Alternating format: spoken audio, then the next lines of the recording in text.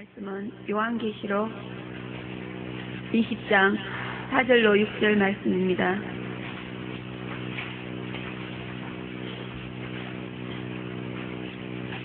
요한계시록 20장 4절로 6절 말씀 다 같이 합독하시겠습니다. 또 내가 보좌들을 보니 거기 앉은 자들이 있어 심판하는 권세를 받았더라. 또 내가 보니 예수의 증거와 하나님의 말씀을 인하여 목배임을 받은 자의 영혼들과 또 짐승과 그의 우상에게 경배하지도 아니하고 이마와 손에 그의 표를 받지도 아니한 자들이 살아서 그리스도로 더불어 천년 동안 왕노릇하니 그 나머지 죽은 자들은 그 천년이 차기까지 살지 못하더라. 이는 첫째 부활이라. 이 첫째 부활에 참여하는 자들은 복이 있고 거룩하도다. 둘째 사망이 그들을 다스리는 권세가 없고 도리어 그들이 하나님과 그리스도의 제사장이 되어 천년 동안 그리스도로 더불어 왕노릇하리라. 아멘. 자, 사자 목사님 나오셔서 첫째 부활에 참여하는 자라는 제목으로 말씀을 전가하실 때 많은 은혜를 받으시기를 바랍니다.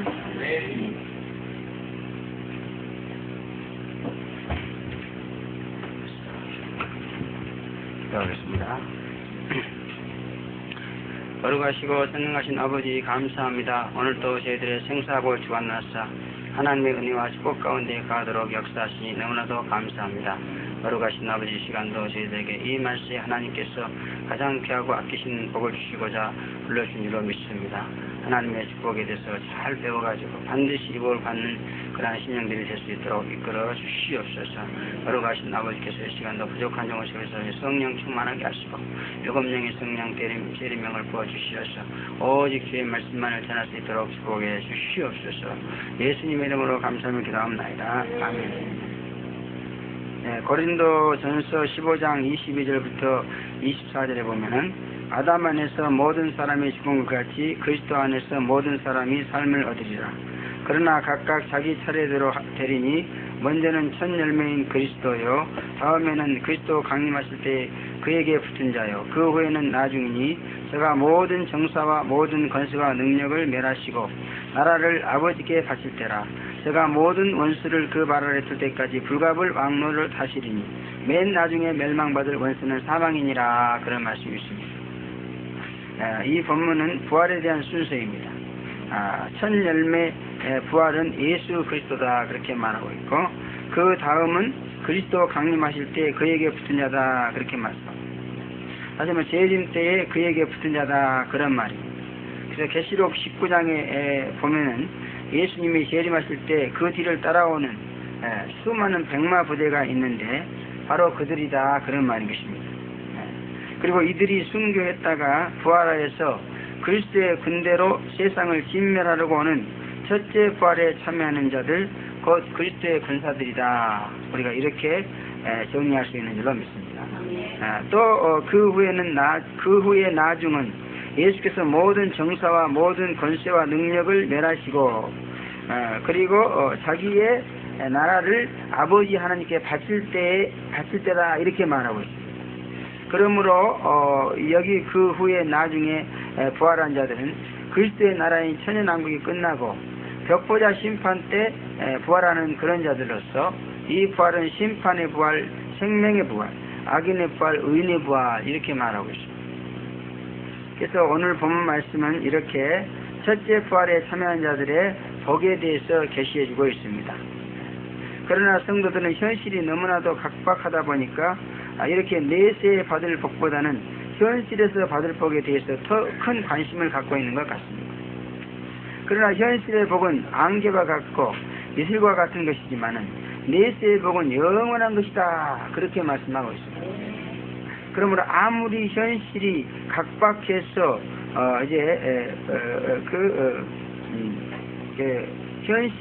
현실의 복이 너무너무 필요한 가운데 있을지라도 우리는 조금만 더 눈을 크게 뜨고 앞일을 내다봄으로 인해서 내세에 받을 복을 바라보고 더 사모하며 사는 그런 성도가 되어야 된다 그런 말이겠습니다. 여기 보면 현실에 받을 복을 안개와 같다, 마치 풀의 이슬과 같다 이렇게 말한 것은요, 우리가 이 현실을 살아가는 생명을 말하고 있는 것입니다. 그래서 이 현실은 아무리 100년이 길게 느껴질지라도 그것은 영원한 세계에 비하면은 잠깐 있다가 없어지는 안개 같은 존재다 그런 말이에요. 예. 해만 뜨면 싹 없어지는 풀의 이슬과 같은 존재다 그런 얘기입니다. 예. 그러므로 우리는 좀 더 눈을 진리에 뜨고서 현실과 내세의 그 기간을 생각해야 될 줄은 믿습니다. 그러므로 좀 현실에서 어렵게 살고 힘들게 살지라도 영원한 삶을 준비하고 예배하는 그런 삶을 살아야 된다 그런 말이에요. 예, 복도 마찬가지입니다. 그죠? 예. 현실에서 좀 잘 먹고 잘 사는 그런 것보다도 영원한 세상에 가서 잘 먹고 잘 사는 그런 복을 우리가 예배하는 것이 현명한 거다 그럽니다. 영원한 하나님을 알고 그를 섬기며 그에게 복받기를 원하는 자의 축복과는 바로 이러하기를 우리 하나님께서 원하고 있다는 거예요. 그저 내세의 축복에 대해서는 눈을 감아버리고 현실이 어렵다고 현실의 축복만을 추구하는 그러한 성도들을 하나님께서는 결코 기뻐하지 않는다는 겁니다. 자기와 영원히 살기 위한 그런 삶을 준비하는 그런 성도들을 기뻐하신다는 겁니다. 그러므로 우리는 복에 대해서도 우리 생각대로 결정해가지고 추구할 것이 아니고 하나님의 말씀, 하나님의 생각을 받아들여서 그분의 뜻대로 우리가 결정을 해서 이것을 사모하고 또 바꿔 나아가는 그런 자가 될 줄은 믿습니다. 그리고 우리가 추구할 내세의 복은요, 사실은 재림 예수가 오시면은요, 이 세상에 세워질 낙원의 복이다 하는 것을 알아야 돼요. 하나님은요, 이 세상에다, 이 지구라는 세상에다가요, 원래 이렇게 험악한 복이 없는 이 험악한 세상을 만든 게 아니에요.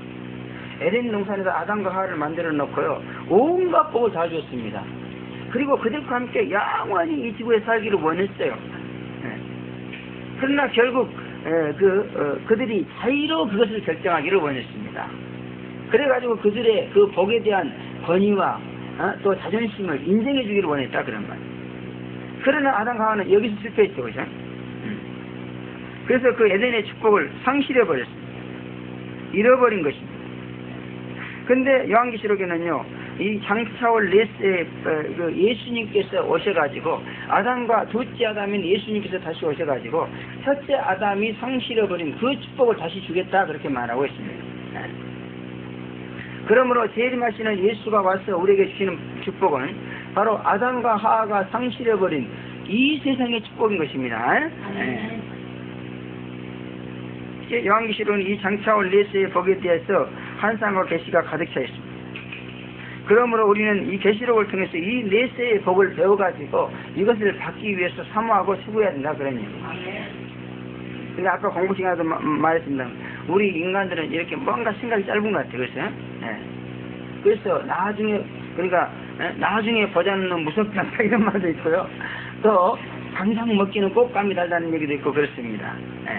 격언인지 속담인지 모르겠지만은 그런 말도 있어요. 그래서 당장 눈앞에 보이는 거, 당장 필요한 거 여기에 매달리게 돼 있어. 그러나 우리 예수 믿는 사람들은 좀 뭔가 앞을 내다보는 삶을 살아야 될 줄 믿습니다. 우리가 솔직히 말해서 사도 바울이 이 고린도전서 15장에서요 말할 때 만약 내세의 부활의 복이 없다면은 예수 믿는 우리가 이 세상에서 제일 비참하고 정말 제일 불행한 사람이다 그랬어요. 그러나 우리가 이 세상에서 제일 불행하지 않고 비참하지 않는 것은 뭔가 내세의 복이 현세의 복보다 크기 때문에 그렇다 그 말이에요. 그러므로 반대로 말하면은요, 내세의 복을 무시하고 현세의 복만 추구하는 사람이 사실은 제일 비참하고 불행한 사람이다 그런 말이 나옵니다. 그런 말이 되는 거죠, 그죠?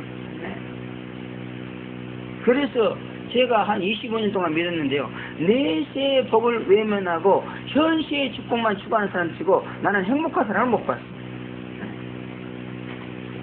저는 이제 이 현세의 축복은 완전히 버려버리고 내세의 축복만 추구하고 있습니다. 그래서 저는 내 주관적으로 그래요. 나보다 행복한 사람은 세상에 없다.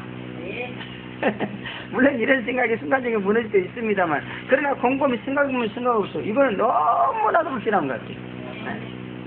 순간적으로는 무너져도 생각하고 생각해보면 너무너무 확실해. 그러면 이것은 확실하다. 그죠? 물론 천국도 내세의 복입니다. 여러분. 그러나 천국은 있는 것만 말씀하셨을 뿐 그 어디에도 천국에 대한 계시는 없습니다. 그러므로 천국은 구체적으로 제시된 내세의 복은 아니다 그런 말이에요. 우리에게 정말 구체적으로 내세워가지고 추구하라고 명령하신 복은 천년왕국입니다. 천년왕국. 예수님이 오셔서 다시 회복하는 에덴 동산의 복. 이것을 내세의 복으로 제시하시고 이것을 장차올 세상으로 내세우시고 이거를 구하라고 말씀하고 있다 그 말이에요. 그래서 요한계시록에 보면은요 너무너무나도 구체적으로 제시했을 뿐만 아니라 적극적으로 이 복을 받으라고 강조하고 있고 만약 이 복을 받지 않으면은요 무서운 심판을 하겠다 이렇게 경고하고 있어요. 여러분 천국은 아직 말도 안 했어요. 왜냐하면 말해봤자 이해를 못한대요 그냥. 그리고 말해봤자 이해를 못하니까 뭐예요? 엉뚱한 혼란이 일어나는 거예요. 혼란이. 이해를 못해. 이해를 못하는 사람한테 얘기를 해봐요. 엉뚱한 혼란이 일어나고 오해만 생기잖아요. 엉뚱한 짓거리를 막 펴요 그냥. 아니 저 성씨가지고 내 말은 그 말이 아니야. 아무리 이해도 몰라. 꼭 막힌 사람들이 있어요. 그러니까 사도 바울이요 천국에 올라갔어요. 인간이 가히 말로 힘이 없어. 인간이 가히 알아들 수 없는 그런 말로 예수님과 대화를 했다고 그랬어요. 그죠? 그런데 그걸 보고 12년 동안 딱 강구를 했어요. 말해봤자 일을 못하는 거야. 그러니까 말 안 해볼 사이에. 나중에 12년 후에 얘기하는데도요 자기를 지목하지 않습니다. 어떤 사람이 하늘에 올라가서 그런 말을 듣고 이런 식으로 말하고 말아버렸어요 그냥. 왜 얘기해봤자 안 통하니까. 지금 성경에 분명히 기록되어 있는 말도 잘 이해를 못해가지고 지금 지상에 있는 목사가 똑똑한 사람들이 얼마나 많습니까? 그 사람들이 머리를 싸매고 연구해도 모르는 말들이 얼마나 많은데요. 그 똑똑한 목사들이 수십 년간 공부를 했고 머리를 싸매고 공동으로 연구를 해도 아직 알지 못하는 말이 있다니까. 이해하지 못하는 말이 그러니까 여기 성경에 난제라고 그래가지고요 그게 한 100가지가 있다는 거예요 지금도. 근데 성경에 대해서 얘기해봐. 이건 순전히 성경은 모르는 책이요. 요한계시록도 분명히 기록해놨지만 여러분 요한계시록 아무리 읽어도 모르는 목사들이 얼마나 많은 줄 아세요?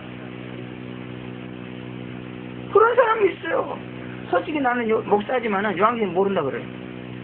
이게 가르치고 싶어도 못 가르친다고 그래요. 읽어보고 한 문제 연구하려고 해봤는데 무슨 말인지 모르겠더라 그래.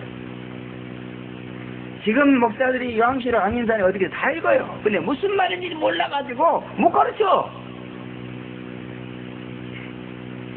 이게 천년왕국에 대해서도 이 세상에서 여기 낙원에 대해서 얘기를 했는데 모르는데 천국에 대해서만 계시를 했다고 그래. 큰일 나는 거야. 그게 계시 안 한 거예요 그래서. 그런데 그냥 성경을 잘 알지 못하는 분들은요 마치 계시록에 기록된 신천신지가 천국이 그냥 가르치고 있는데 이것은 굉장한 넌센스입니다. 천국 아닙니다.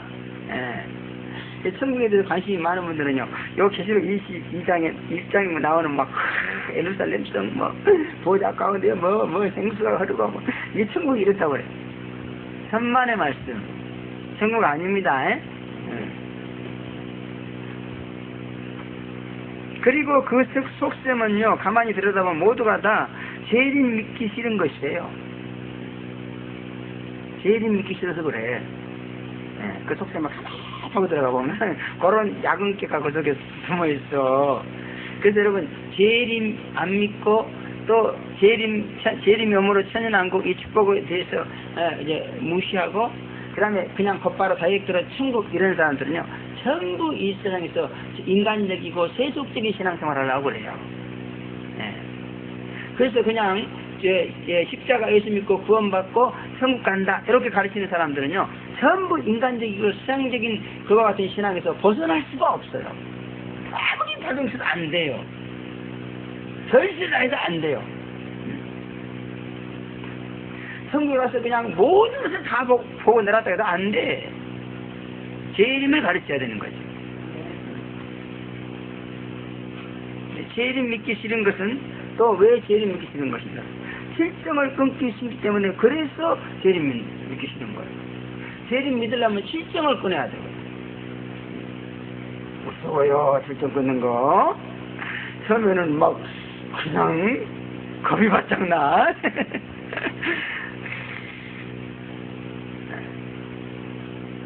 애정이 끊어져. 그래서 처녀 총각이 하나도 없어져. 다 도망가. 왜?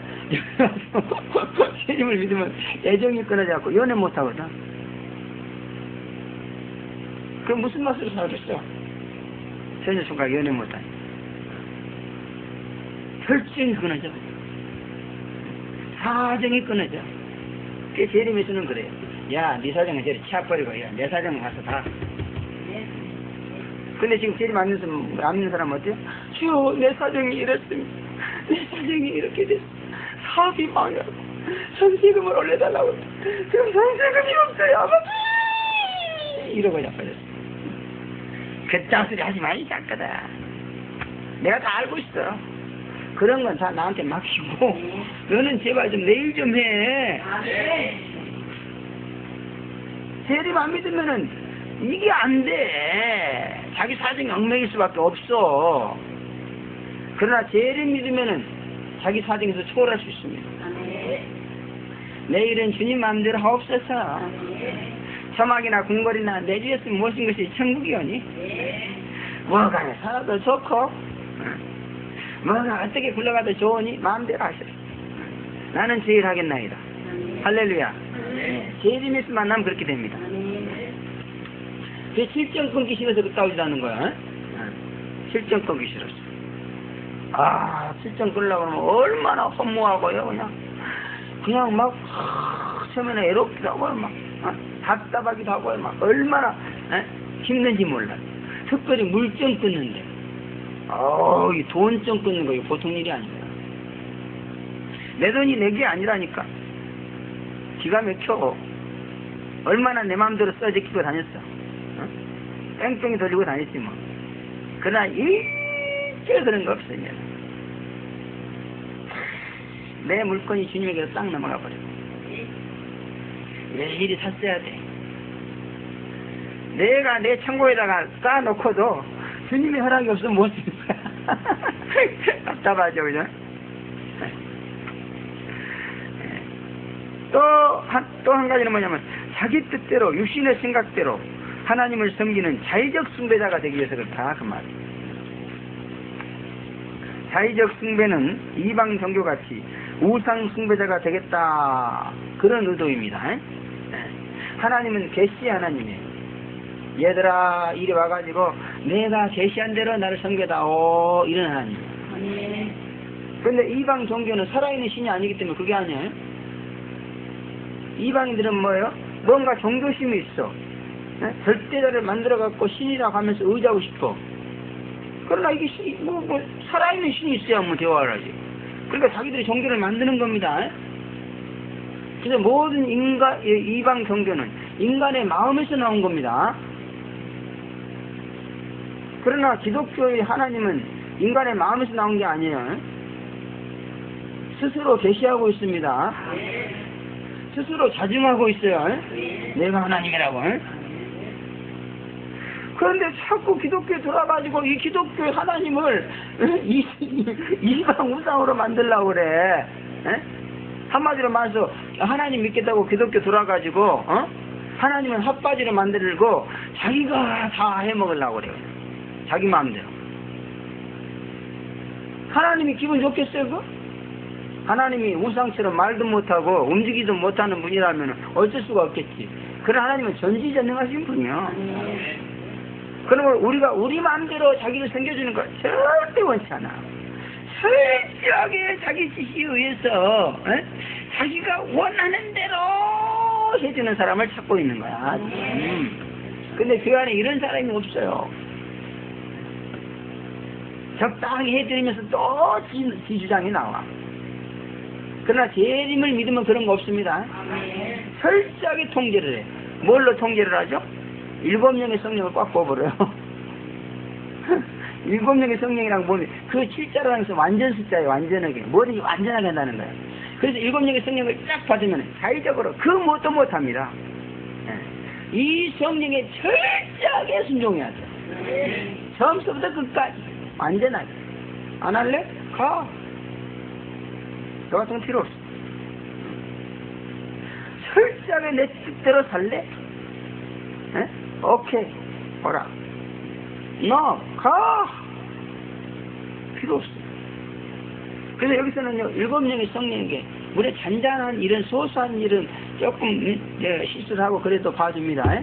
그러나 큰 일을 한 2번만 딱 불순종하면 끝나버려. 제레미야가 그냥 이 이혼장에 도장 확 찍어가지고 내보냅니다. 나하고는 이혼. 그래서 여러분, 하나님도 이스라엘과 이혼한다고 그랬죠? 이혼. 하나님도 이혼하는데 뭐 그의 아들은 못하겠어. 더 잘하지. 그거 수틀리면 이혼장 딱 찍어갖고 내보내. 이혼당하기 전에 조심해. 여기 보니까 이혼당한 여자가 하나 있는 것 같아요. 자기가 비웠네.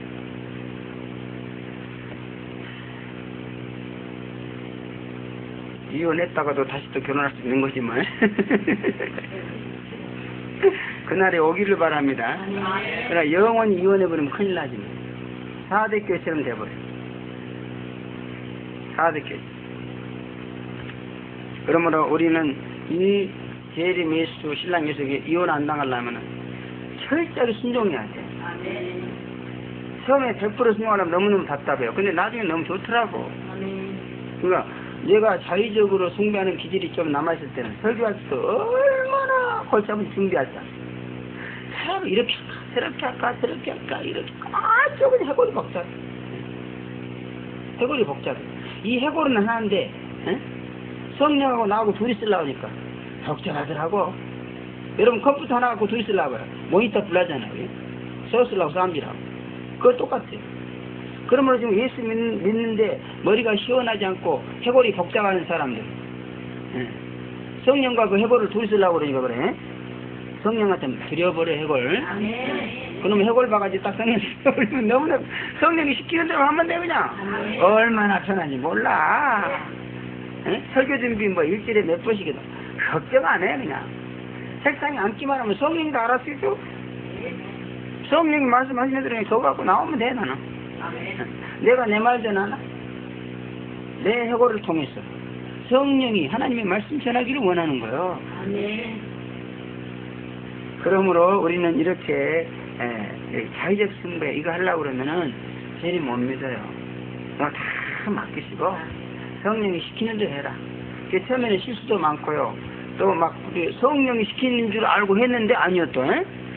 그래도 겁이 나가지고 얼마나 또 갈등이 많은지 몰라 그때는. 그러나 배워나가면 다 되는 줄로 믿습니다. 어느 날인가는 능숙한 자가 될 줄로 믿습니다. 하다 보면 늘더라고. 뭐 뱃속에서 배워나오나? 하나하나 하다 보면 늘 줄로 믿습니다. 해봐 과감하게. 나왔을 때 망신살 뻗쳐도 괜찮아. 해봐요. 망신살 한 번 당하는 게 낫지 이게 성령과 갈등하는 것보다 훨씬 그게 낫습니다. 그러므로 우리는 이러한 것들을 버리고 재림을 믿어야 할 줄을 믿습니다. 우리가 추구할 내세는 천국이 아닌 신천신지 천연왕국이며 이것은 재림을 믿을 때에 주어지는 지상 낙원인 에덴 농산으로서의 어떤 귀하다 하는 것을 알아야 될 줄을 믿습니다. 그러므로 우리는 그 천국의 존재를 말씀하시는 천국 복음과 재림으로 이루어질 낙원의 회복을 말하는 영원한 복음을 겸하여서 믿음으로 인해서 낙원의 축복도 받고 또 천국의 축복도 받는 이러한 성도가 될 줄을 믿습니다. 그러니까 재림을 믿으면요 낙원의 축복을 받으면요 그냥 천국의 축복은 자동적으로 주어지는 거예요. 자동적으로. 근데 이게 낙원의 축복을 무시하고 그냥 천국으로 건너뛰어버리면은 이게 심각한 문제가 생기는 거예요. 그래서 하나님의 나라는 뭐든지 질서가 있어. 순서가 있고, 그죠? 이 질서와 순서를 무시하면 큰일 납니다. 그러면 제발 좀 낙원도 믿읍시다. 천국만 믿지 말고. 낙원을 믿어야만 천국도 제대로 믿게 돼 있어 이게. 낙원 믿지 않고 천국 믿는 사람들 다 그거 가짜예요 가짜. 그래서 권사님한테 30년 된 권사님한테 권사님 정말 죽으면 천국 갈 수 있어요? 그러니까 생각해보니 글쎄 나는 가봐야 한다고 생각해 그러더라잖아. 날이 갈수록 확신이 결여되게 되어 있습니다. 그러나 낙원을 믿는 사람한테 물어봐. 천국은 너무나 분명합니다. 확실합니다. 낙원이 끝나고 우리는 천국 간다. 할렐루야. 당당하지. 예. 불확실할 게 하나도 없어. 꼭 이와 같은 내세의 축복으로 여러분의 신앙이 보장되어지기를 바랍니다.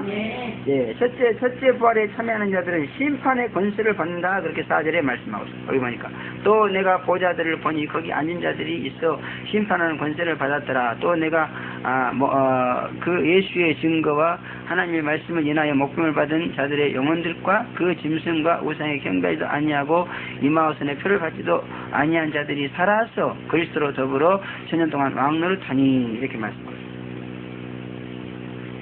먼저 사도 요한은요, 첫째 부활자들이 보좌에 앉아있는 것을 보았다 그랬습니다. 신앙에 있어서 이 보는 문제가 굉장히 중요한 거예요. 무엇을 볼 것인가? 우리가 재림 메시를 믿으러 왔습니까? 재림을 봐야 될 줄을 믿습니다.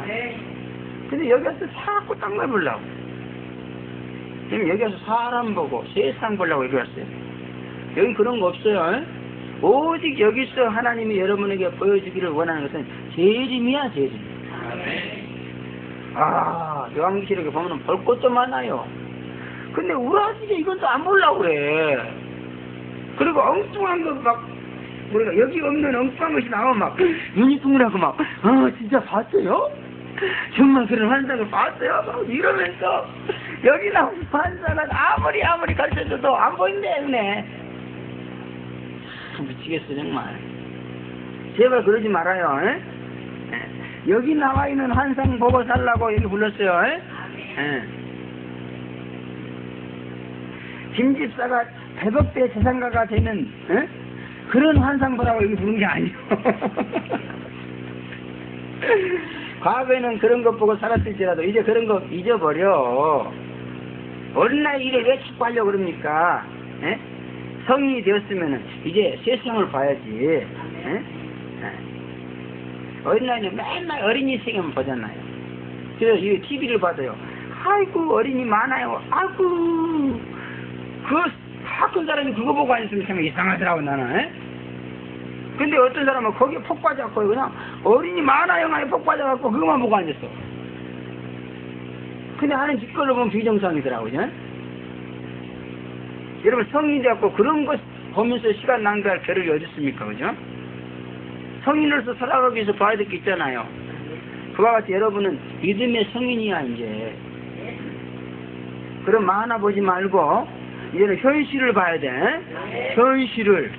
이거는 현실이요. 재림은 우리 앞에 막 떨어진 아주 시급하고도 유급하고도 아주 무시무시한 현실이 문제 이게. 이걸 해결하지 않으면 큰일 나. 이걸 해결하지 않고 엉벙덩벙 살다가 이 현실이 눈앞에 딱 도달하면 그냥 죽는 거예요 그냥. 이게 환란은 보통 환란이 아니야 이게. 이건 현실 문제라고요. 절대로 외면하거나 간과할 수 없는 현실 문제가 지금 완전히 환상으로 우리 앞에 와 있어요. 그러므로 여기 기록된 환상을 그냥 여기는 이거는 말이야 정말 이거는 이 메시지로 받아들이면 안 돼. 아시겠어요? 메시지로 받아들이면 안 되고 현실로 받아들여야 됩니다. 하나님이 참 우리를 사랑하셔. 앞으로 장차될 현실을 미리 갖다 줬어. 그래서 이 현실을 살아라. 그러면 너희들은 산다. 얼마나 놀라운 축복이요. 그런데도 그냥 발로 쳐버려. 싫다는 거예요 자기는. 다른 현실이 좋지. 이 하나님이 장차될 현실. 만약 사업가에게 하나님께서 이런 은혜를 준다면 그 사업가는 그냥 동무대에 다 삼는 거야. 이런 은혜를 사업가들이나 사람들에게 주는 경우가 있어요. 장차될 일을 쫙 먼저 보여주는 거예요. 이렇게 될 테니까 너는 이렇게 투자하고 이렇게 다 보여줘. 그러면 그 사람이 믿어갖고 그렇게 하면 큰 복을 받습니다. 근데 아이고 그냥 환상이지 뭐. 이렇게 안 믿어버려. 그러면 그 현실이 닥쳐왔을 때 그 사람 비참하게 되는 거죠. 그렇잖아요?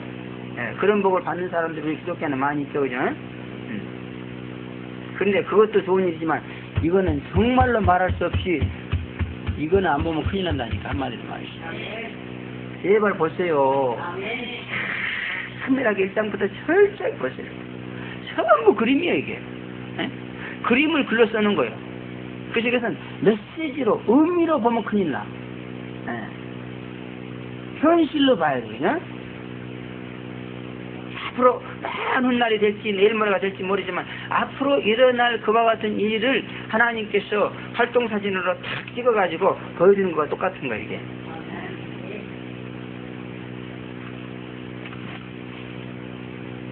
그러므로 제발 메시지로 그 의미만 전달받으려고 하지 말고 이것이 여러분의 현실이 되고 체험이 되어서 이제는 여러분은 이 속에서 살아야 돼.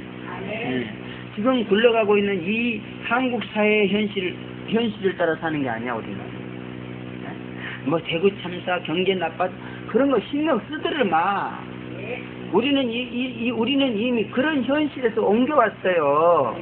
이제는 무슨 현실? 이 재림 현실에 살아야 돼. 재림 사건 속에서 살아야 돼, 이제는. 미리 갖다 줬어, 하나님이. 이걸 여기서 살라고. 그래서는 이 재림 현실에 삽니다.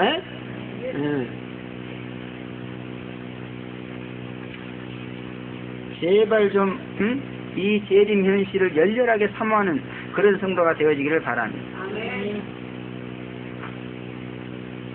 지금 뭐 이상한 뭐 환상 그런 얘기할 겨를이 없어요. 여기 봐야 될 저 환상이 너무너무 많거든. 이게 뭐 사진을 지금 수백 장 될 거야, 아마. 그래서 참 유명한 학과가 들어오면 빨리 이 장부터 그림을 좀 그려가지고 여기서 착착 붙이라면 좋겠어. 화가도 안 들어가고 음악가도 안 들어가고 다 죽었나? 왜 안 들어가? 이 음악가가 들어오면 이게 참 요한계시록을 통해서 그 가사를 만들고 그걸 부착하면 얼마나 좋아요. 이게 없으니까 맨날 찬송가 있는 몇 곡 안 되는 찬송을 밤마다 낮마다 불러니까 이 진력이나 여기서만 한 50분 100번이나 불러봐야지. 그때부터는 아이고 다른 찬송 부르면 안 되나 이런 생각이 절로 들었지. 뭔가 이 찬송은 새로운 것이 공급이 돼야 돼. 근데 이 음악가가 없으니까 공부를 못해주고 저기서 공급해주는 게 있긴 했는데 그것도 가서 들으면 이상하고도 못하겠고 말이야. 나한테 배운 사람이 말이야 만들어야 돼. 그래야 우리가 은혜 받지. 또 그들은 보좌에 앉아 있었고 심판하는 권세를 받았더라 그랬습니다. 그런데 영어 성경에 보면요, and judgment was committed to them 이렇게 말하고 있습니다. 재판자, 판결자로서 그들을 정치했다, 뭐 그런 committed란 말이에요. 뭐 심판했다는 얘기가 아니고 정치했다 그런 뜻일 수 있습니다. 천연왕국에도 이렇게 정치가 있다는 것을 보여주는 그런 것입니다. 이것은 천연왕국에서 보좌에 앉아가지고 뭐 심판하는 권세를 받으니까 이 심판하면 우리는 그냥 하도 죄를 많이 져가지고 심판 소리만 나오면은 죄를 심판해서 벌 주는 거 아니야? 깜짝 놀라가지고 겁이나. 만약 천연왕국에도 죄를 져가지고 심판을 받는 나라라면 난 안 갈래. 안 가, 난 그런 나라는. 그죠? 그런 나라 뭐하러 가나 쌤쌤인데 여기하고. 그러면 적어도 천연왕국에는 죄로 해서 심판받는 일이 없는 것입니다. 근데 심판하는 권세를 막 이러죠. 그게 영어 성경은 그게 아니야. 그러면 이건 정치입니다. 과거에는 이 심판하는 권세를 우리 과거에 제가 한번요 이거를 적보자 심판 때 하나님과 함께 심판하는 권세를 받은 것을 이렇게 또 해석한 얘기 한번 있었어요. 그때 초창기에 잘 몰라가지고. 왜? 천년왕국에는 심판하는 권세가 필요 없잖아요. 죄가 없는 세상이니까. 그러니까 이거는 분명히 천년왕국이 아니고 저 벽보자 심판 때 하나님하고 같이 심판하는 거예요. 이렇게 내가 해석한 일이 있어요. 그러나 그거는 잘못된 생각 같아요. 그러므로 이 말씀은 한국어 성경에 문제가 있는 것 같기도 하지만은 저는 성경학자가 아니니까 거기까지는 들어가고 싶지 않고 단지 천연왕국에서의 왕으로서 백성들을 정치하고 다스리는 그런 권세가 주어진 것이다. 그렇게 봅니다. 좌우간의 천연왕국에도 이렇게 지도자와 피지도자가 있다는 것은 너무나도 분명한 사실인 줄을 믿습니다. 그러나 현세처럼 이렇게 지도자와 피지도자에서 갈등이나 또 이제 그런 이제 비참이나 불행한 그러한 일은 없는 것입니다. 도리어 그 지도하는 일과 또 지도받는 일로 인해서 크게 서로 기뻐하고 즐거워하는 그런 일만 일어난 줄로 믿습니다. 그러므로 여기 심판하는 권세는 결코 죄를 심판하는 그런 권세는 아니라는 것이 확실한 것이다. 그런 말. 오늘날 또 교회는 하나님의 종들에 의해서 치리되고 있는 줄로 믿습니다. 그래서 치리와 강도를 같이 하는 목사가 있고 치리만 하는 장로가 있습니다. 그 장로는 치리권이 있습니다. 그래서 성도들은 막 돌아다니는 잘못하는 사람이 있으면 조사해가지고 당에 와서 재판합니다. 그래갖고 정말 성경적으로 비춰봐갖고 이 사람은 도저히 이 교회에서 같이 신앙생활 없는 사람처럼 권증을 해요. 출교합니다. 세고 출교합니다. 쫓아냅니다. 나가야 돼. 그 장로 눈에 잘못되면 큰일 나 그냥.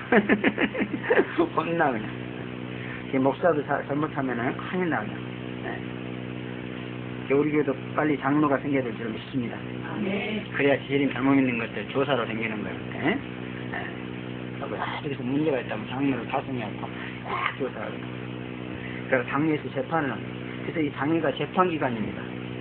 그래서 예수 믿는 사람들은요, 예수 믿는 사람이 예수 믿는 사람께 문제가 생깁니까?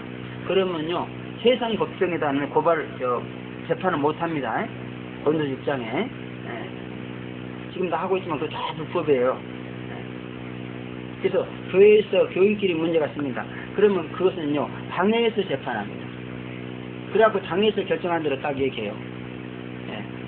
그래서 따르면 다행이고 안 따르면 그냥 징계가 나갑니다. 그래서 여러분 교회는 여러분의 삶을 재판할 권리를 가지고 있습니다. 그래서 저는 이제 우리 교회는 이 치리 장로는 나 혼자밖에 없으니까 내가 이렇게 딱 재판을 합니다. 그러므로 여러분들은 제 재판에 따라줘야 돼. 안 그러면 하나님 앞에 징계받아. 참 이 세상에는요 이렇게 이 재판, 이 심판하는 권세, 이 치리, 지도하는 것 이런 것들 때문에요 굉장히 그냥 문제가 생겨가지고 아주 복잡하고 싸움이 많고 또 불행이 많이 일어납니다. 그래서 이 치리 문제가 잘못돼가지고요 또 제대로 하지 못해가지고 교회가 하나님의 뜻을 등지고 가는 그런 경우가 너무너무 많습니다. 그 장로들이 이것을 잘 해야 되는데 자기도 잘 모르니까 엉터리를 해버려. 그러니까 하나님하고 이렇게 돼버려요. 실이 잘못하면 하나님이 이렇게 돼버려요. 그래서 현대교회는요 이렇게 지도자가 있지만은 그런 지도자로 인해서 불행이 야기되는 경우도 너무너무 많고 그래서 지도자도 그렇고 비지도자도 그렇고 지도하는 것과 집에 지도를 받는 이런 일로 인해서 뭔가 만족을 누리지 못해. 은혜를 받지 못하고 축복을 받지 못해. 그러나 천연왕국에서 그런 일이 없다는 거예요. 할렐루야. 어머니 교회를 지도할 법전인 성경이 있는데도 지도자가 잘못돼 있고 또 그 피지도자인 성도들도 지도를 잘못 받아들이고 이래가지고 이런 문제가 분명하게 이제 있습니다. 그러므로 성경을 통해서 해결되고 성경대로 바로 돼야 될 줄로 믿습니다. 여기서 제 청량을 상당히 좀 인정을 해주는데 너무 감사한 일로 믿습니다. 그래서 제 이름으로 넘어오면 청량사역이 곧 재판사역이요. 그래서 청량에만 순종하면 아주 문제 없습니다. 아무것도 아닌 것 같아도 그것이 이렇게 자로 지혜듯이 맞춰주는 역할을 하기 때문에요. 너무 중요해요. 그래서 따지는 역할로 보면은 이 청량은 아무것도 아니야. 시시해. 그래서 비판하고 정죄하고 무엇이 잘 되고 무엇이 못 되는가 따지는 사람한테 이 청량은요 아주 시시한 거야. 뭐 좋다는 것이 잃어버려. 그러나 믿음으로 살기를 원하고 주님과 나를 맞추기를 원하는 사람한테는 이건 정말 기가 막힌 특별하기야. 하나님은 우리가 연약하고 어리석다는 거 알아요. 그러면 그렇게 뭐 따지고 그런 거 없어. 그냥 잘못했다고 인정하고 이것만 해라 이래. 그리고 꼭 우리가 할 수 있는 것만 합니다. 감당할 시험밖에 허락하지 않는다고 그랬어요. 근데 그냥 따지고 뭐야 꼭 이거 해라 저거 해라 이러니까 뭐 할 수가 있나. 아이고 이래도 안 되고 저래도 안 되니까 예이쌍 때려 차버리고 그냥 될 대로 내버려라 이런 교인들이 얼마나 많은 거야. 하포자기 해버려. 안 되니까 해봤자. 그러나 여기는 아무리 심각한 문제가 있어도 내가 지시한 대로 하면 틀림없이 됩니다. 적어도 2, 3년 안에 순종만 잘하면 완전히 하나님과 맞춰집니다. 그것이 보통 10년, 20년 삐뚤어진 거예요. 근데 2, 3년 안에 맞추면 다 맞추는 거지. 그렇잖아? 10년, 20년 삐뚤어진 거를 2, 3년 안에 맞추면, 그 10년, 20년, 30년 삐뚤어진 것을 가지고 하루아침에 맞춰주라고. 그 말도 안 되는 거. 물론 하나님은 하실 수 있겠지만 그렇게 하시는 분이 아니에요. 그러면 인내심을 가지고 잘 따라야 돼요. 오늘 본문에 보면 천년왕국에서 기도할 심판의 권세를 받은 자들은 예수의 증거와 하나님의 말씀을 전하여서 목배임을 받은 자다 그랬습니다. 예수님이 지도하신 대로 목숨을 걸고 지도했고 또 하나님의 말씀대로 지도하기 위해서 죽음을 각오한 자들이다 그런 말이에요. 가히 완전한 천년왕국에서도 지도자가 될 만한 그런 자격이 있죠, 그죠? 그럼 쉽게 말하면 예수의 증거를 위해서 또 하나님의 말씀대로 하기 위해서 그냥 고가지가 확 잘라진 사람들이야. 쉽게 말하면 지도자 노릇 똑바로 하기 위해서 목숨 건 자들이다 그런 말이야.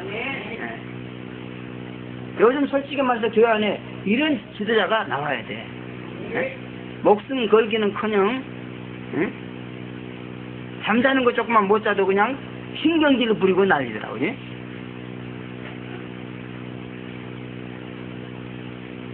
교회 종들은 정말 지도하는 일을 똑바로 하기 위해서 목숨 걸어야 돼. 근데 이렇게 정말 예수의 증거를 위해서 하나님 말씀대로 하기 위해서 목숨을 걸기는커녕요. 자기 육신의 정력을 위한 조그만 것만 침해를 받아도 길길이 뛰고 미치더라고. 미쳐. 그래가지고 무슨 지도자가 되겠다. 안 됩니다. 여기 보여. 목숨 걸었잖아요. 근데 목숨은 그냥 손가락 하나도 안 걸어.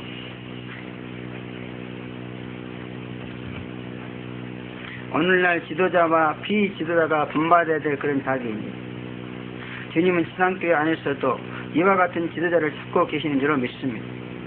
이와 같은 지도자가 말세의 완전한 환란시대의 교회를 지도할 수 있고 또 천년왕국의 지도자가 될 수 있는 그런 축복을 받게 된다 그런 말이에요. 그러므로 이런 지도자는 바로 재림사역자입니다. 여러분 정말 성도들을 잘 지도하기 위해서 목숨 걸고 나오는 그러한 지혜종만이 재림사역자가 될 수 있어요. 그러고 보면 저도 재림사역하기 전에는 성도들을 지도한다는 것을 아주 우습게 알았어요. 그래서 얼마나 엉터리를 지도를 했는지 나 때문에 그냥 신앙생활에 엉망이 된 사람이 너무너무 많았어요. 지금은 정말 무서워요. 두려워요. 그래서 말 한마디 하기 얼마나 우리 무서워져. 진짜 목숨 걸고 하지 않으면 못하지. 또 지도를 해줘도요 상대방이 막 어떻게 나오냐 이게 문제야. 순종하고 나오면 좋은데 그렇지 않으면 나를 죽이려고 그래. 지도하는 사람. 그러니까 지도자들은 항상 지도 받는 사람한테 죽습니다. 예수가 누구한테 죽었어? 자기가 지도했던 가룟 유다한테 죽었어. 그래서 이거는요, 이 지도는요, 목숨 하는 것만 안 돼요.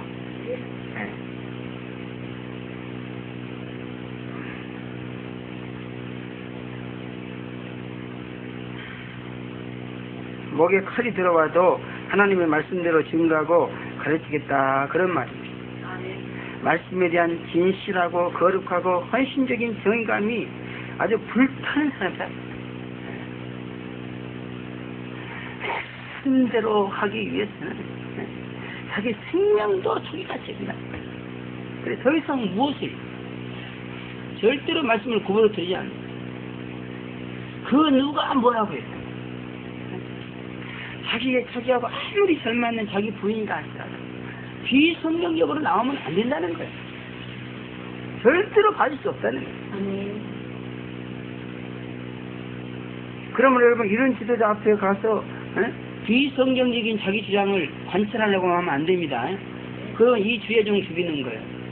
주의종 죽이면 뭐예요? 자기도 죽어. 그러므로 이런 주의종을 혹시 만나거든 목사님 무슨 말씀이 하시옵소. 내가 순종할 때 이렇게 나와. 그게 최고예요.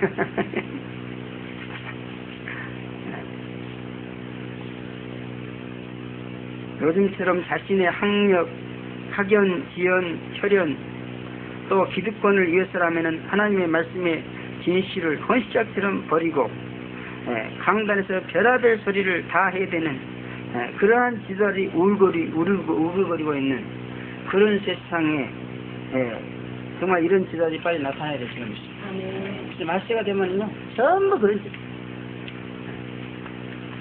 자기의 유익을 위해서라면은 그냥 말씀을 막 이랬다 바꿔버리고 막 별의별 사람들이 다 있습니다.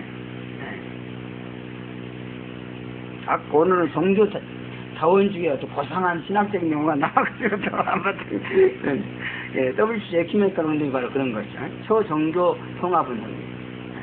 그래서 부원이 불교도 있고 유교도 있고 막 자기 마음에 듣게도 있고 다 있으니까 종교는 다 똑같은 거야. 합시다. 그래가지고 매년 이제 돌아가면서 그 걔들이 그 회합을 갖습니다. 그래서 이제 그 해에는 뭐 불교에서 뭐 이렇게 막 이상한 그 불교 막 이거 하서 나와서 하고 막 그리고 기독교 예배도 한번 드리고 그런 무엇 때문에 그런 소리를 하는지 나는 모르겠어. 그런 자들은 무서운 지도자들입니다. 우리 한국에도 그 사람들 굉장히 많아요. 거의 대부분의 모든 교단들이 다 WCC에 가입했어요. WCC에 가입하지 않는 교단은요 합동 측하고 고려 측하고 아마 이런 몇 군데 있을 거예요. 그래서 저는 고려 측에 있었고 합동 측에 있었기 때문에 WCC하고는 맛도 못 보고 모릅니다 저는. 그러나 다른 교단 사람들은 그 WCC 종교 통합 운동을 해서 굉장히 그 악한 영향을 많이 받고 있어요. 우리하고는 상관이 없는 줄로 믿습니다. 예수의 증거와 하나님의 말씀에 대한 정의가 목숨을 삼키는 그런 참된 선지자가 되어지기를 바랍니다. 또 저들은 우상에게 경배하지 않고 이마와선에 철을 바치는 자들이라 즉 권력에 굴하지 않고 또 연락에 미혹되지 않으며 세상이나 세상에 있는 것들 특별히 돈을 사랑하지 않는 자들이다 그런 말. 요즘에 한국교회 목사들은요 그 통일교 때문에 다 넘어가요. 그전에는 통일교 넘어가면 3천만 원씩 줬어요. 근데 지금 한 1억씩 주는 거 같고 돈 받고 거기 넘어가더라니까. 내 아는 사람 중에도 그런 사람이 많이 있어요. 그런 사람은 안 된다는 거예요. 돈 받고 통일교 넘어가. 세상에 돈이 뭔데 돈 받고 통일교 넘어가. 나한테도 그런 권위가 한번 들어왔었어. 아따 그때 간이 벌벌 떨리대 막. 나한테 막 떡을 갖다 주고 막. 한번 만나자는 거야. 자기 뭐 대장. 그냥 천벌을 받는다고 니네들 아마 그래. 니들은 앞으로 천벌을 받을 거야 그랬더니 깜짝 놀랐고 당신이 천벌을 받을 거야 그러면서 가더라고. 그래서 내가 누가 천벌을 받나고 하냐고 닿지는 않아.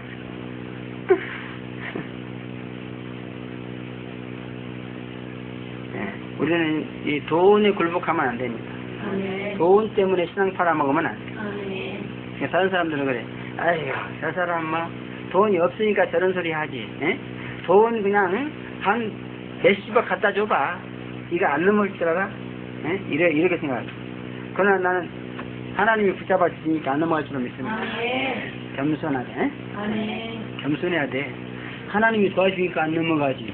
내 힘으로 어떻게 안 넘어갑니까? 나는 연약한 죄된 인간이야.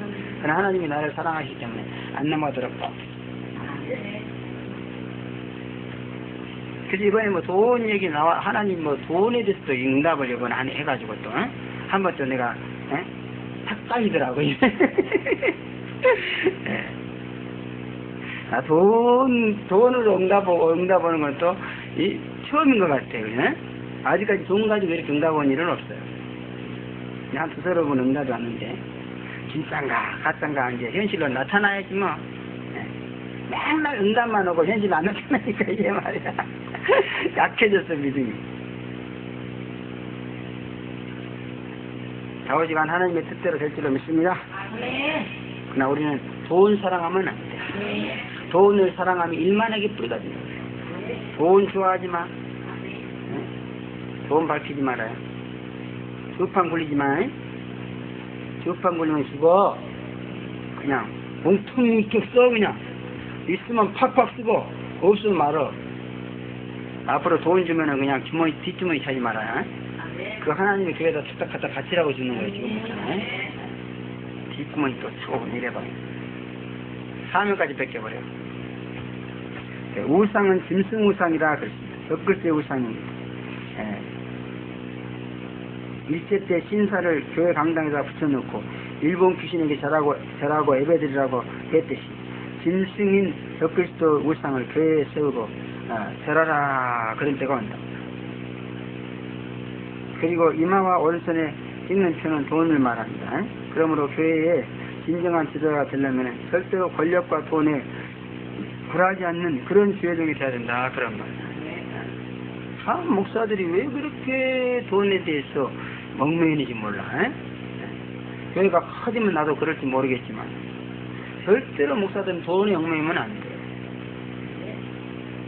돈하고는 남이요. 집사들은 돈을 벌어야 될 사람들이기 때문에 뭔가 돈도 계산하고 만지고 그래야 되겠. 그러나 목사는 그런 거 하는 거 아니야. 교회종들은 그런 거 하는 게 아니야. 그 집사들이 하는 것이. 그래서 막 여기 교회가 올라가고 성교센터가 올라가고 그러든지 말든지 나는 생각 안 써. 어디 나는 말씀만 가르치는 거야. 교회가 올라가 하나님 올리는 게 내가 올리냐. 근데 오늘날 교회 올리는 교회가 보면 목사들이 이 말씀 가르치는 것은 그냥 뒷전에다 두고요. 매일 어디 가서 뭐 돈 꼬고 해가지고 교회랑 짓는 그런 일 말씀. 그러니까 교회 다 짓거나 죽더라고. 심판받아가지고. 그래서 나는 아버지 절대 그런 거 안 하려고 해. 왜 교회 지어놓고 죽어버리면 나만 손이 아니야. 어떤 놈 주은이 시키려고 교회 놓고 죽어버려. 교회 놓고 지어놓고 죽은 사람 많이 봤어요. 여러분 많이 들었을 거예요. 여기도 있고 저기도 있고 많아 이 주위에도. 다 그 짓거리에서 그런 거야. 교회가 막 짓다가 중단되고 그러니까 막 겁이 나고 막 돈 꼬대 어디 갔어 막 집사님 집 좀 전당 잡혀갖고 돈 좀 잊으라고. 에라이 난 죽어도 그런 소리 안 해. 못 짓면 말이야. 나는 교회 짓고 뭐 짓고 그런 것이 흥미있는 사람이 아니야. 이 말씀 전하는 게 재밌어. 제일 가르치는 것이 얼마나 좋은지 몰라. 정말 내가 그냥 목표가 안 되니까 하기 싫지만 이것 때문에 내가 하는 거야. 제일 전하는 거 얼마나 재밌는지. 이거 재밌습니다 여러분.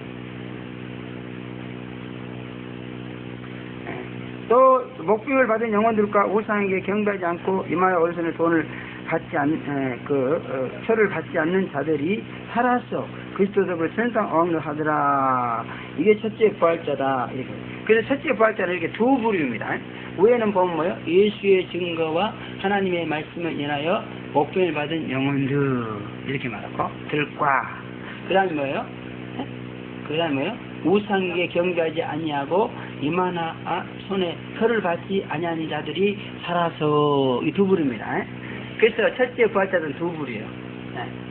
그래서 두 증인 이 말은 환란 때 두 증인을 말하는 거예요. 그 두 증인들과 그 다음에 그 이전에 그 순교한 모든 순교자 아벨로부터 그죠? 아벨도 그랬어요. 그래 죽인 거 아니요? 예수의 증거 다시 말하면 이 양을 잡았어. 그걸로 제사를 드리는 것 때문에 결국 가인한테 죽은 거야 그냥. 두 증인 이전에 순교하여서 동무의 수가 차기까지 제단 안에서 흰 두루마기를 입고 쉬고 있는 자들과 그 다음에 두 증인들이 이렇게 첫째 부활에 참여하는 자다. 그런 애를 받는 자다. 그런 두 번째, 첫째 부활에 참여하는 자들은요, 복이 있고 거룩하다 그랬습니다. 5절 6절에. 5절에 보면은 그 나머지 죽은 자들은 천년이 차이까지 살지 못하더라 그랬습니다. 순교자 위에는 천년왕국이 끝날 때까지는 아무도 부활할 수 없다는 것을 말해주고 있습니다. 5절에. 또 부활은요, 썩은 육체가 살아나서 영원히 썩지 않고 늙지도 않고 병들지도 않고 죽지도 않고 시공간의 제한을 받지 않고 사는 그런 육체다 그런 말입니다. 그래서 지금 육체에 비해서 복이 있다 그런 말입니다. 첫째 부활에 참여하는 자들 복이 있다는 말은 그런 거예요. 지금 육체는 병들고 피곤하고 아이고 온갖 지약이 우글우글하고 귀신들이 또 돌아가지고 그냥 오만 병을 다 일으키고 아주 골치 아픈 육체의 육체는 아니에요. 죄의 항아리요, 귀신단지요, 귀신단지. 성령을 충만하게 받으라고 했더니 온갖 귀신을 다 끌어안고 귀신단지 노릇을 하고 있네. 저거 어떻게 하겠어 저거. 그러나 부활의 육체는 그런 게 없어. 죄를 안 집니다. 부활의 육체는. 한마디로 해서 둘째 사망이 다스리지 못하는 육체다 그렇게 말하고 있습니다. 둘째 사망이란 지옥이라는 뜻입니다. 이 세상은 지옥이 다스리는 세상입니다. 그래서 지옥 마당 같은 세상이죠. 여러분 이 세상에 천국이라면 대구 참사 같은 일이 있겠어요? 저거는 완전히 지옥에서 온 거야. 저거는 저 일을 일으킨 그 악령은 지옥에서 온 거야. 그렇지 않고 어떻게 생사람을 그냥 그 뜨거운 차 안에다 집어넣고 전부 불태워 죽일 수가 있어. 무슨 원한이 있다. 저 불을 일으킨 저 사람은요 지옥의 사자야 저게. 천국의 사자가 아닙니다. 저거는 지옥의 사자예요. 그래서 사람들은 지옥의 다스림에 익숙해져 가지고요 그것을 운명이나 숙명으로 받아들이고 있습니다. 그래서 그러다가 나중에 지옥 가고 말이에요. 살아있을 때부터 지옥의 지배를 받다가 지옥으로 가는 신세가 바로 이 세상 육체고 이 세상 사람이다 그런 말이에요. 그러나 부활하면은 지옥의 영향을 전혀 받지 않는다 그런 말이에요. 그러나 악인의 부활, 심판의 부활로 부활한 사람은 영원히 지옥의 지배를 받게 되죠. 그 사람들은. 그리고 이 세상에서는요, 예수를 믿기만 하면요, 비록 육체와 환경은 지옥의 해를 당해도 지옥에서 벗어날 수 있는 그런 기회가 주어지는 줄로 믿습니다. 그러나 부활 후에는 그런 것이 없다는 거예요. 그래서 부활 후에는요, 영원한 천국, 영원한 지옥 이렇게 돼버려. 그렇습니다. 그러니까 어떻게 보면 우리 육체가 지금 현재 육체는 기회가 있어요. 천국을 선택할 것인가 지옥을 선택할 것인가 기회가 있습니다. 그러나 부활해버리면 이제 기회는 영원히 사라지는 거예요. 그러므로 여기서 부활의 육체가요 첫째 부활자들이요 둘째 사망의 다스림을 받지 않게 됐다는 것은요 이거는 너무너무 놀라운 사실이에요. 너무너무 놀라운 사실이에요. 우리는 이해를 못해요. 그러나 부활 세계로 딱 들어가서 부활하게 되면은 그 부활할 자가 영원히 둘째 사망 해를 받지 않게 됐다는 것은 이거는 너무너무 놀라운 일이야. 너무너무 놀라운 일이야. 아주 그냥 깜짝 놀랐어. 이 부활자들이 심장이 튼튼하니까 심장마비로 안 죽지. 그렇지 않으면 심장마비로 죽을 일. 이거는 로또 복권 600억이 당첨된 것보다 더 놀라운 사실이요. 이거는 잘못하면은 영원히 둘째 사망의 다스림을 받게 된다. 영원히 영원한 운명이 갈라지는 순간입니다. 그래서 이 말이 나온 거예요. 그러므로 여러분이 만약 부활하는 날이 올 때 어디에 참여할 거예요? 영원히 지옥의 다스림을 받을 거예요? 그러면 안 되죠. 절대로 안 되죠. 그러므로 우리는 이 땅에 살 때 비록 이 둘째 사망 해를 받는 일이 있을지라도 이것을 통해서 거듭나서 부활할 때는 영원히 둘째 사망의 다스림을 받지 않아야 된다 그런 말이에요. 그래서 만나는 거다 그 말이에요. 또 하나님과 그리스도의 제사장이 되어서 천년 동안 왕노릇 하야 된다 그랬습니다. 하나님과 그리스도께서는 이들을 통해서 그의 백성을 만나시겠다 그런 말이에요. 그러므로 그의 백성 간에 중보자가 된다 그런 얘기죠. 이것 또한 놀라운 것 같은 권세와 영광인 줄로 믿습니다. 하나님을 만나려면 나 통해야 돼. 진정한 주의 종은 그래요. 하나님을 만나게 해주는 종이 진정한 주의 종인 줄로 믿습니다. 백날 댕겨도 하나님을 만나게 해주지 못한 주의 종, 그 주의 종이 아니에요. 그래서 우리 사모가 나를 존경하는 이유가 그래요. 내가 항상 하나님을 만나게 해주거든요. 그 어쩔 때는 자동차를 탁 타고 가는데 옆에 있어요. 그게 막 그때 심정이 안 좋아. 그러면 내가 탁 가슴에 이렇게 손을 넣고요. 탁 운전하고 하잖아. 그러면 울면서 막 은혜를 받고 그래 존경 안 하겠어? 자동적으로 하지. 할렐루야. 네. 그런 남편들도 부인한테 존경받고 사랑받으려면 이렇게 은혜를 끼칠 줄 알아야 돼. 맨날 두드려 패기나 하고 막. 그러니까 안 되는 거야. 잠깐 우리는 정말 이렇게 누군가를 하나님 앞 만나게 해줄 수 있는 그러한 성도가 되야 될 줄을 믿습니다. 네. 그러나 이제 이 세상에서는요, 주의 종로시요 너무나 괴롭고 고통스럽습니다. 네. 왜냐?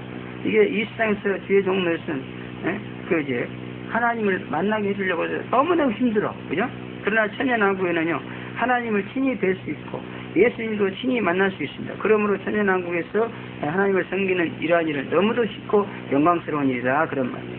그래서 이 세상에서 주의 종로를 하느라고 고생하신 분들 모두가 다 천연왕국에서 또다시 주의 종이 되어서 이 땅에서 주의 종으로 고생했던 그러한 모든 것을 보상받으시기를 바랍니다. 오늘 첫째 부활과 그 영광과 축복에 대해서 말씀을 드렸습니다. 이와 같은 축복이 여러분과 함께하기를 제 이름으로 축원합니다. 기도하겠습니다. 거룩하시고 전능하신 아버지 은혜를 진심으로 감사합니다. 첫째 부활에 참여한 자의 영광과 축복에 대한 계신 줄로 믿습니다. 우리 모두가 다 이렇게 첫째 부활달처럼 신앙생활을 잘해서 반드시 이와 같은 축복을 받을 수 있도록 역사하여 주시옵소서. 예수님의 이름으로 감사하며 기도합니다. 아멘.